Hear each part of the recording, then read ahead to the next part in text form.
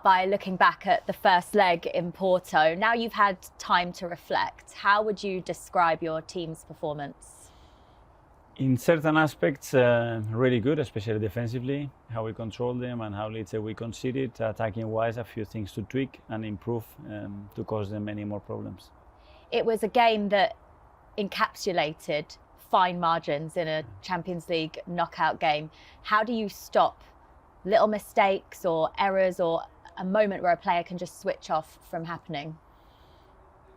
Well, it's always what we want, but at the end they play and errors are part of football. I will talk more about the courage that we have to show as well to make the game and make things happen more than we did in Portugal, understanding that you're facing top opponents that make life difficult for you, that they are very well organized.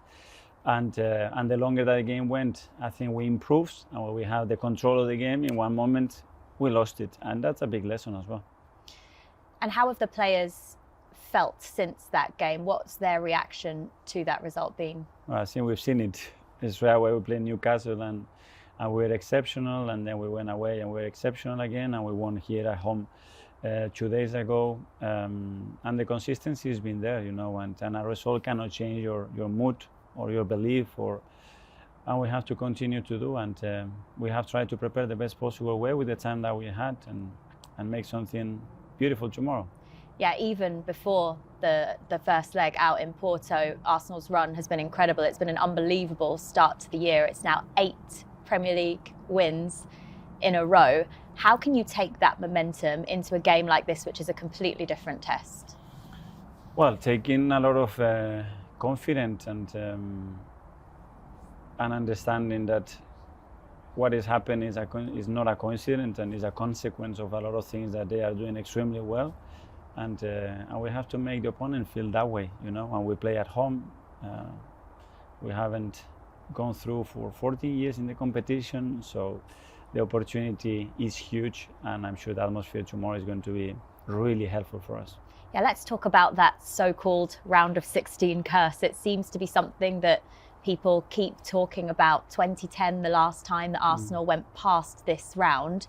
So what is the key to getting past this? How do you block out the noise of everyone talking about that? Be better than the opponent and deserve to win the game. I don't see another way, and from the first minute, go for it and have the emotional intelligence that is needed to manage the game in the way that is needed. Understand that is a lot of time, but as well creating from the beginning, an energy and I believe within the team and the stadium that is going to happen. Yeah, you mentioned the crowd.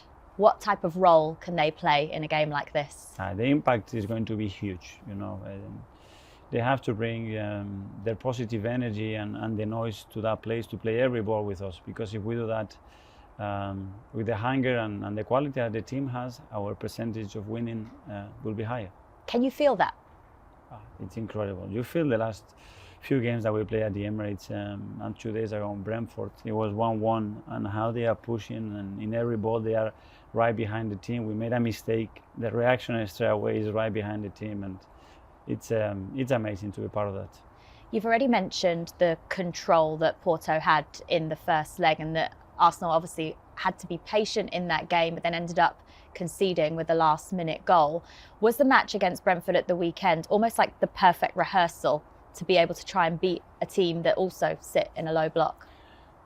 Yes, there are similarities. Information is different, but in certain behaviors especially, there are things to take from that game, and it was at home, and we needed to win as well, and I think it was a really good game for us just before this one.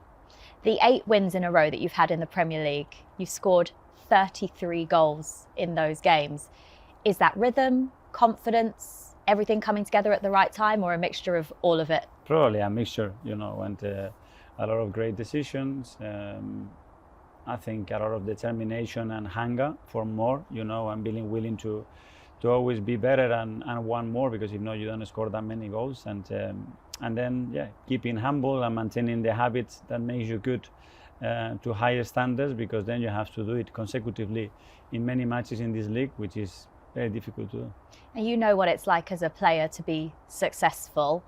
The last time that Arsenal won 8 matches in a row in the league was actually under Arsene Wenger.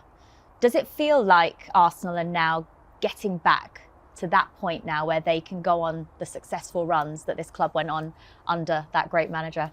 That's the ambition, that's the dream, and that's what we are trying to do. That is true what Arsene did for this football club. It was unbelievable, and it was going to take us years to achieve something like that, but certainly that's the standards that we want. And for you as a manager, managing a Champions League knockout game, how much are you relishing the opportunity? I love it, but it's managing in these big games is what you want to do, being part of these moments, and playing in the Premier League, being top of the Premier League, watching the game last night between Liverpool and Man City. You want to be there, you know, and we are here now, and now we have to make the most out of it. And what would it mean to you then to get through to the next round? It will be incredible, especially for our people, because, as I said, it's been a long time, and I think for the club as well to go through that hurdle and start to look at the future in a different way.